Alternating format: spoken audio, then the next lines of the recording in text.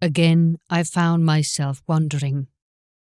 I had no real home or place to return to.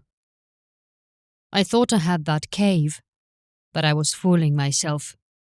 That cave belonged to Iblis before I was freed from the oceans. I wanted to find a place I could call home, a place I could return to when I got tired of wandering. Most of all, a place to store my memories. Iblis's cave was a shrine to Hawa and his rage. If you were not like Iblis, you would not be welcomed there. My heart hurt seeing what Iblis had become and what he was becoming. I wondered how many mortals he had slain.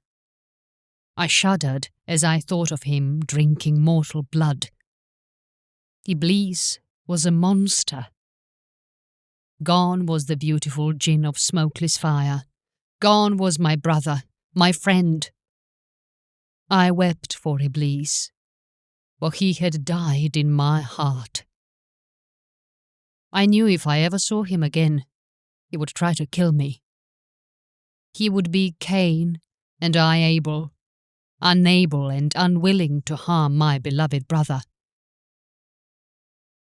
I wandered for much longer this time than I was used to. I passed by city after city, watched the faces and colours of men change. Humans seemed to come in every shade of brown to milk white. I was starting to get weary, not in my body, but in my mind and heart. I needed to rest, to experience something, to meet another chosen of God. I started to search for them. For the life of me, I could not find them. I came to the outskirts of a huge city. As I was walking down the dirt road, I saw a beautiful farm. It was huge, with many beasts that grazed within its fields. Crops grew in beautiful, neat rows. The farmhouse was elegant and beautiful. Someone of wealth and power dwelled here. I wanted to stare at it for a while, so I sat by the road and stared. I don't know for how long I stared, but I was not alone. In the distance, there was a man staring at the farm as well.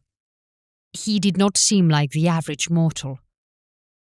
I looked closer and gasped. It was Iblis. He was screaming something. I ran into the farm and beat on the farmer's door. I did not want Iblis to see me. I was not ready to face him. An old man answered. His face was brown, his beard a thick, tangled grey mess.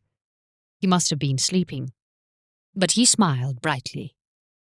In his eyes, I saw the fire. I gasped. He was one of the chosen of God. I had just randomly stumbled on another prophet. A part of me was against that thought. After all of these years and all that has happened, I have come to realize that nothing is by accident. Everything, big or small, was for a reason.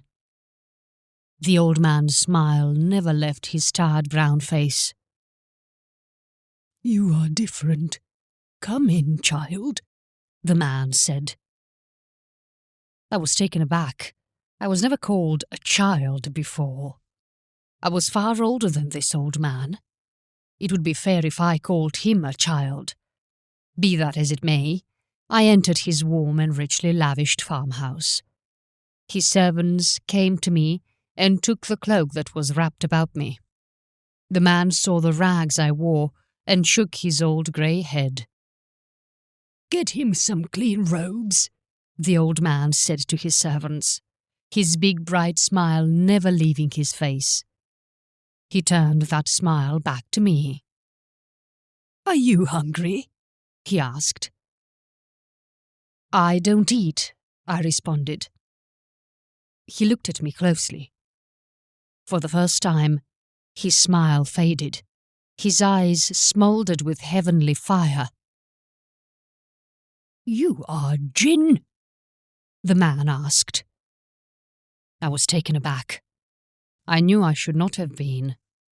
All of these chosen of God could see me for who and what I was. The old man pointed to a cushioned chair near the window. I sat in it. It felt good to sink into that chair and rest.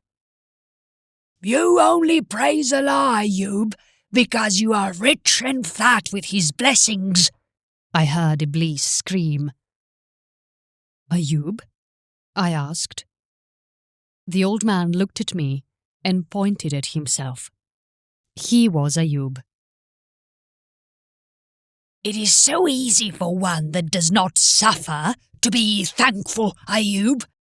If you were to lose everything like me, you would curse Allah just as much as I do," Iblis screamed again. Ayyub shook his head.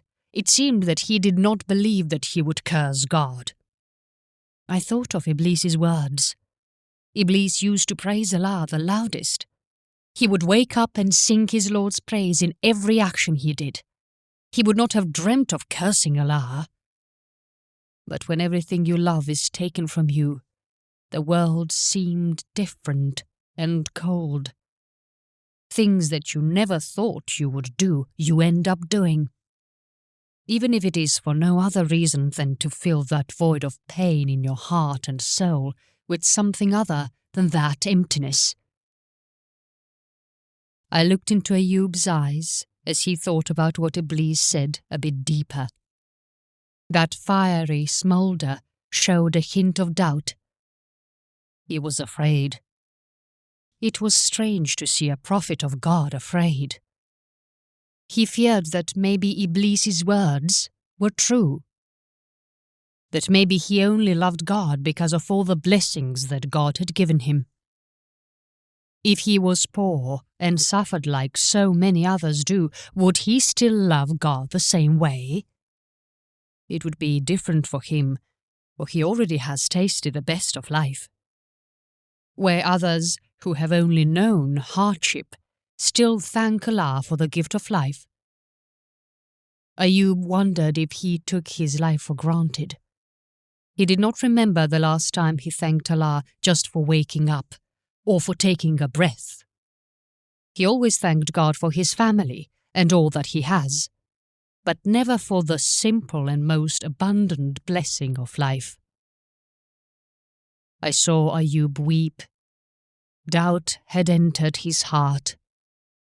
The words of Iblis had pierced the soul of a chosen of God, one who is a descendant of Adam and Nuh, of Ibrahim and Lut, of Ishmael.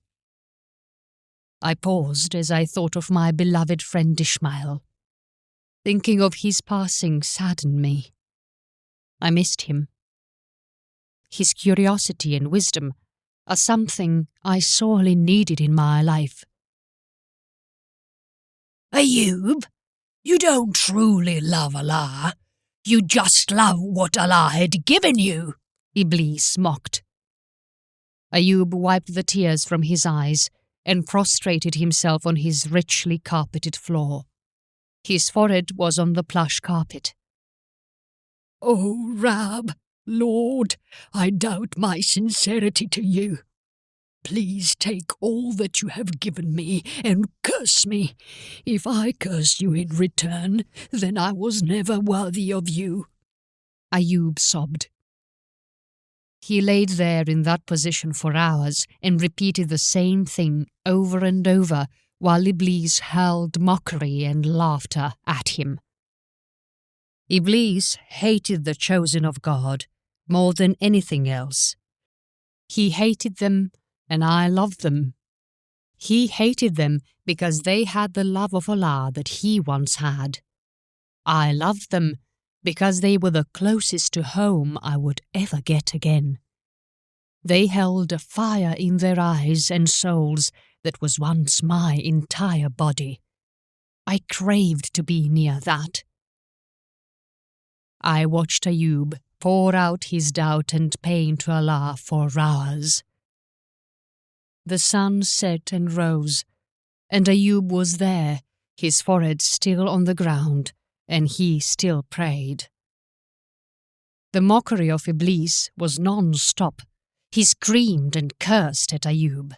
He called him horrible names.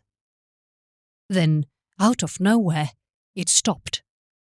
A hush came over the entire world, it seemed. A bright fire filled the room. I don't think Ayyub could see it, but he felt it. I covered my eyes as I stared at it. The fire warmed me.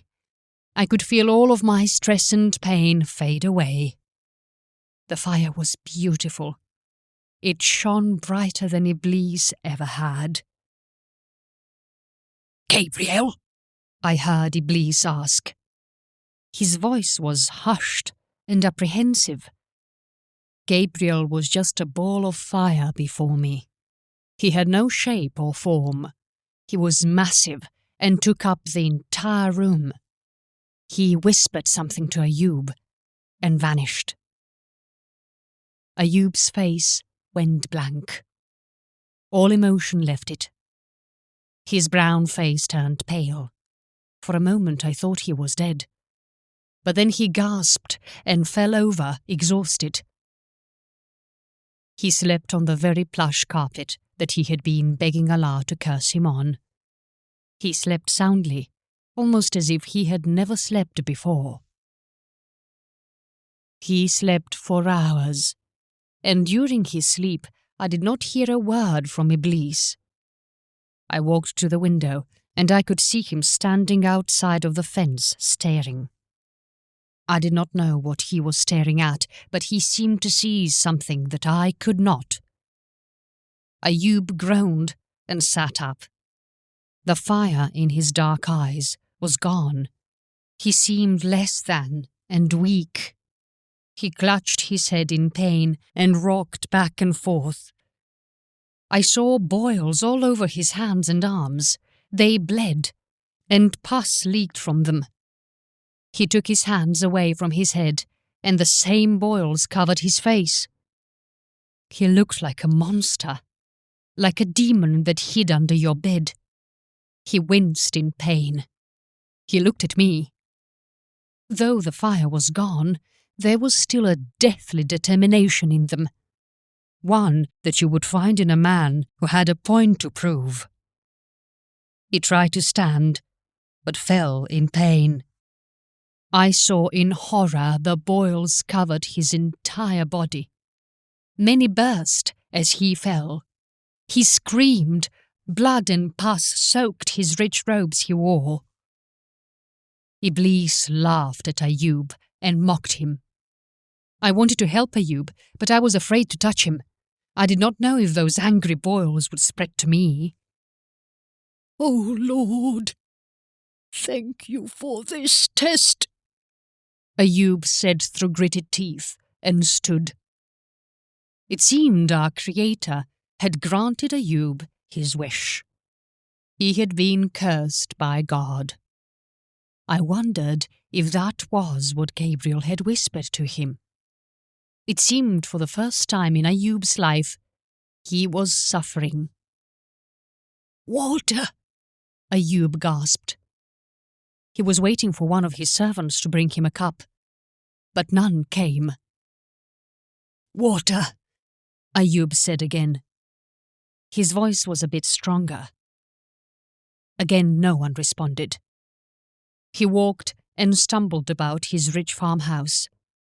No one was here but him. "They're all gone, Ayyub. No one loves you," Iblis's voice whispered through the stillness of Ayyub's massive farm home. Ayyub stumbled in pain through his home. Blood and pus stained everywhere he walked and touched. He fell over in pain many times. "My children," Ayyub sobbed through his pain. Like in every other aspect of Ayyub's life, he was extremely blessed. He had 7 sons and 3 of the most beautiful daughters in all the land. Ayyub, like most fathers, were extremely proud of their sons, but their daughters were their hearts. He stumbled up the stairs and to each of his kids' room. He did not cry out at first. His face just looked pale. His heart seemed to break in his face after he came from each of their rooms. He fell to the floor and screamed. This was not a scream that I have ever heard come from a mortal. This was a scream of pain and terror that seemed to escape the astral lips of his soul. I shuddered as I heard him scream again and again. I went to the rooms he had visited. His blood was everywhere as he had stumbled to the bed. In the bed lay one of his daughters. She was beautiful. Her skin was just as dark as his. Her hair was long and thick. Her throat slit. Her blood dripped slowly off her bed onto the thick carpeted floor. In each of the rooms, all of his children had the same fate. Most were adults, but in the eyes of the father, they were always his children. I walked to his room. It was the most lavish of them all. His wife had suffered the very same fate as his children. Ayyub lay on the floor in a puddle of blood and pus. He twitched and screamed. "Now you start to suffer, Ayyub. The God you have loved and served your entire life has done this to you," Iblis said. His voice changed from mocking to soothing. Iblis was whispering to Ayyub's heart. He could sense the pain and doubt in it. Iblis relished it. Ayyub finally sat up. He prostrated on the floor. His forehead was in the blood and pus that dripped from him. "O Lord, thank you for this test," Ayyub croaked. His entire body shook in pain as he spoke those words. The pain was not just physical, it was in his heart and soul. I was at a loss for words. Could he truly mean that? Could he truly be thankful to God for cursing him so? "You fool, Ayyub!" Iblis spat. I watched as Iblis grabbed a torch and started to light Ayyub's beautiful farmhouse on fire. Iblis had slaughtered all of Ayyub's livestock and spoiled his crops. "You think this is real suffering? You know nothing," Iblis growled. The fire was quick as it caught on the thick carpets and rich cloths that draped the inside of Ayyub's home. The smoke was thick and consuming. Ayyub coughed, but he did not move. It seemed like he had given up. He lay on his side in pain and sobbed. He choked on the smoke, but did not care. He stared off into oblivion as the fire spread and got bigger all around him. "Ayyub, you cannot stay here!" I shouted. The fire was roaring now, and it burned even my pale immortal flesh. But Ayyub just stared at it. So lost in his pain, he did not feel his flesh starting to peel back as the fire burned him. I could not watch him die here like this. I grabbed him like I would a child and ran out of the burning home with him. "Andreed, ever the meddler," Iblis laughed. Strangely, Iblis did not move or come for me. He just watched. I sat Ayyub in the cool grass several yards away. He stared at his beautiful home as it burned. He knew the bodies of his family burned with his farm. "Thank you, Allah, for this test," Ayyub said. His body was racked with the pain of the boils and the burns. He wept. "Thank you, Allah, for your mercy." Ayyub cried to the heavens. I was touched and fascinated by Ayyub. He was a man of heavenly patience, a man that was truly worthy of the blessings that were once his. I was confused and honestly angry that our Creator would do this to such a loyal, faithful man. Maybe this was to be a lesson and a mercy to men. Maybe this was to teach men to be thankful for, as God blesses, He can also take away. I stayed with Ayyub for many years. Through those years I learned that God is just as cruel as He is benevolent. I never truly understood Nuh and the other prophets' words until now. To be a prophet is to suffer. Ayyub suffered. He was mocked and spat upon. He starved and was reduced to begging for food. He lay in the shade in the center of town. He was once the wealthiest man in this city. The most sought-after man now was the lowest of them all. His generosity had built and sustained the town and its people now when he was in need that mocked him. Ayyub would smile as they mocked him and reply, "Thank you, Lord, for this test." The sadness and the pain that he began with started to fade, and he found peace in being poor. A peace and a love that you can see in most poor mortals. He woke every morning and thanked Allah for another day. He was thankful for his very breath. The drops of water he had, he wept in thanks for. His tears were more water than the drops he drank. The crumbs he ate, he thanked Allah for. There was nothing that could make this man turn away from his Lord. Iblis followed us for many years and eventually gave up. No matter what befell faithful Ayyub, or how Iblis brought calamity and pain to Ayyub, he would not be broken and stop thanking Allah. Ayyub started to smile again. It had been years since I had seen his old brown face crack with joy. His boils faded as well as the burns. He was not in constant pain anymore. Ayyub found joy in his suffering, and at the very end, when he was taking his very last breaths, he thanked Allah for his life. He thanked Allah for showing him that he was worthy. Ayyub the blessed, Ayyub the patient.